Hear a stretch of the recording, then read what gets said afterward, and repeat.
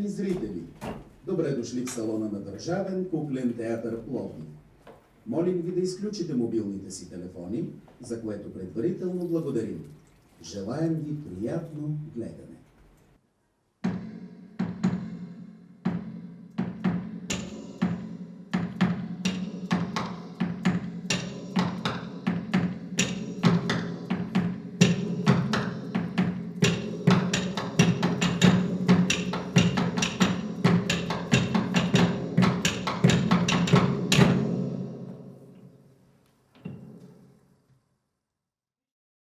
Казвам се Веселка Кунчева, режисьор съм. Казвам се Марията Боломехова, сценограф съм на представлението Вграждане. Казвам се Христо Мемлиев и съм правил музиката на Вграждане. Казвам се Стефан Витанов и съм хореограф на Вграждане.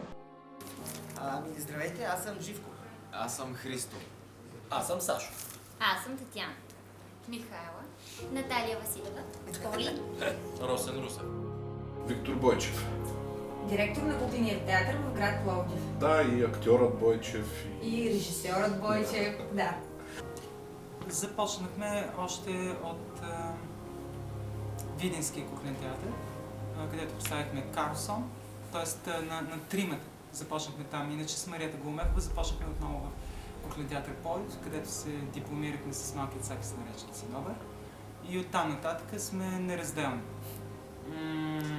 С Ицо той се включи в следващия ни проект Карлсон, от тогава пък с него сме неразделни и имаме зад гърба си, мисля, че едно 10 представления.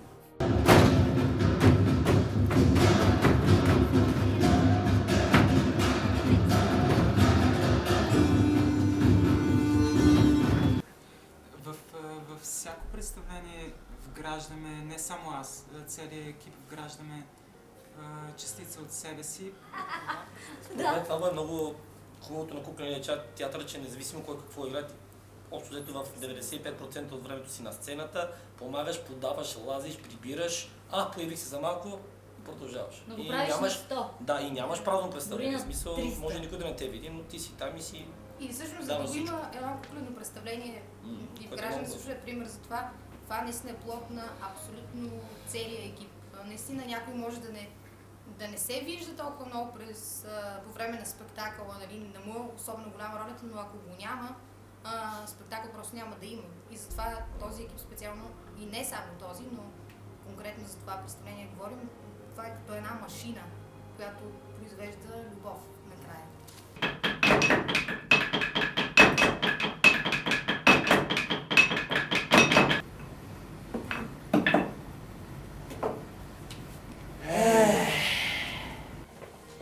Вграждане беше много интересно като представяне. Веселка Кунчева и Мариета ми го представиха в едно кафене на един софийски мол. Също така идеята, която ми разказаха за превъплътяването на Твореца като човек, който в крайна сметка иска на всяка цена да осигури творчеството си, дори ако иска да прекрачи през любовта си.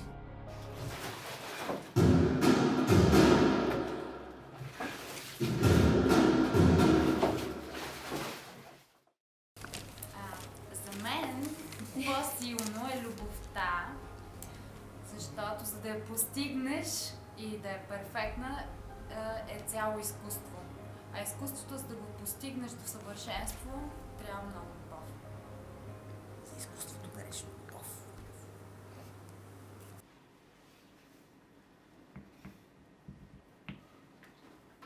Но на мен ми е по-интересно, когато няма текст, защото в текста много лесно можеш да се скриеш или да правиш неща, които не бива да правиш. Като ти вземат това средство от сцената и започваш да си канализираш всичко в всяко едно друго средство за изразяване, така че да можеш да прескочиш този аванс.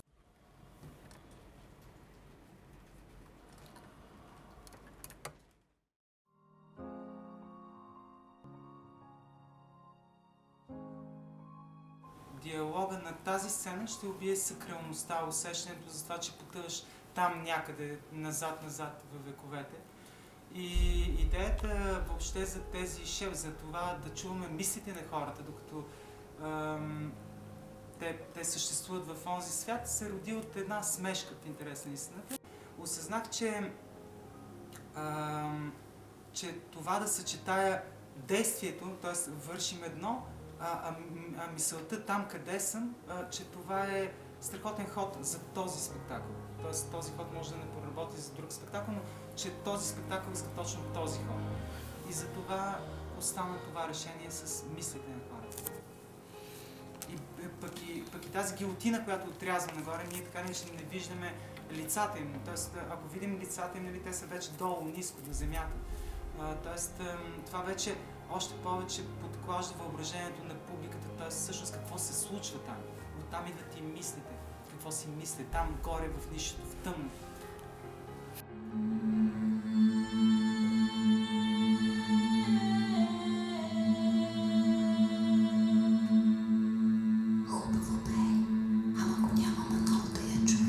Но истината е, че основната провокация за мен визуална беше от филмите на Сауър и от емоционалното въздействие, което имаше върху мен. И много ми се искаше да опитаме с нея да разкажем една история само с крака, само с звук.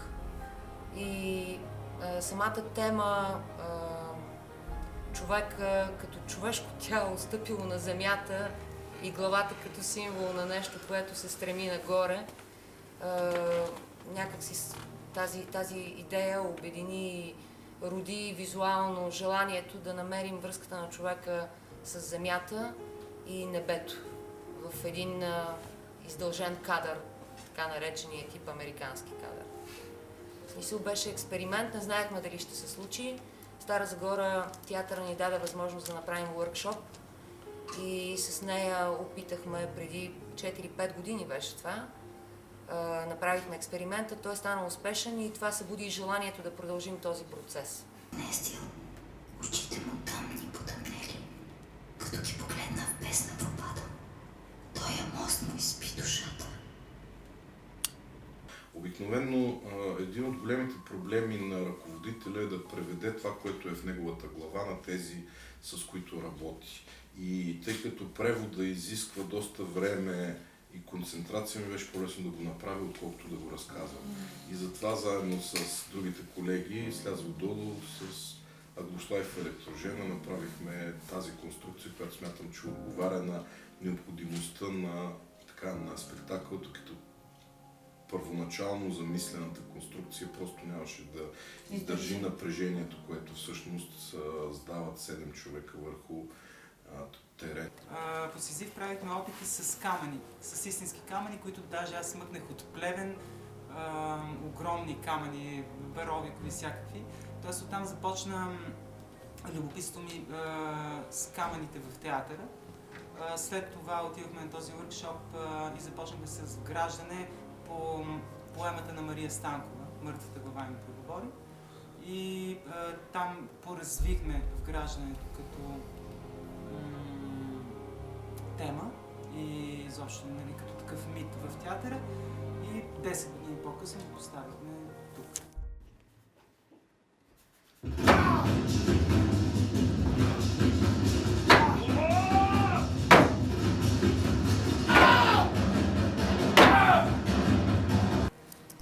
Както казах, аз бях на море и там подбирах камъни добре звучащи от плажа. След това ги записвах, изпращайки тук. Веселка казваше: оп, много даде, върни малко. И в крайна сметка така се донаместихме. С нея работим много отдавна и много добре се познаваме и не е толкова необходимо аз да присъствам на репетиции. Айде пак, Поли. Всеки жертва иска душа, да го крепи. Това е. Режисьорката ме вдъхнови да създам танците за представлението.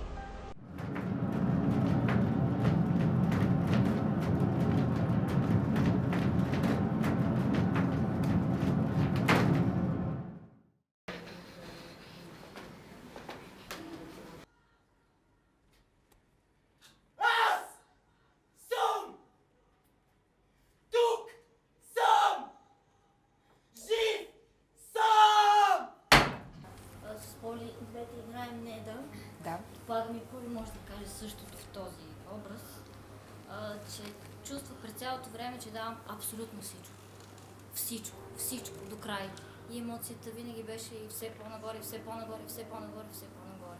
За всеки спектакъл съм се стремяла винаги да бъде такава емоцията, да я търся. Достигам до някаква емоция, която ми дава нещо и ми е достатъчна за месец напред. Няма значение дали ще минеш по сцената или ще прекараш 40 минути без да излезеш долу. Просто цялото това нещо минава като емоция през тебе и даваш всичко от себе си.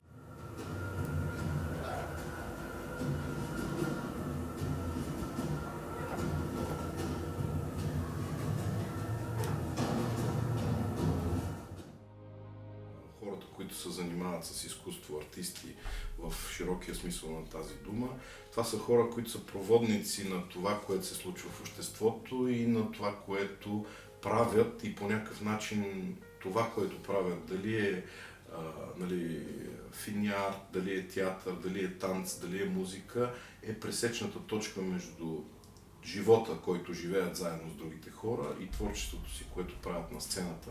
За мен това задължително е политика и то е отражение на всичко, което ни се случва и е една политика, която може би е най-красива и най-точна, защото когато пресечните точки на хората, които живеят и хората, които представят своя арт, се пресекат и съвпаднат, обикновено тогава говорим за подем и за едно осмислене на нацията, прехвърлянето и на следващото ниво, на което би трябвало да се случи. И аз се надявам, че на нас ще не се случи.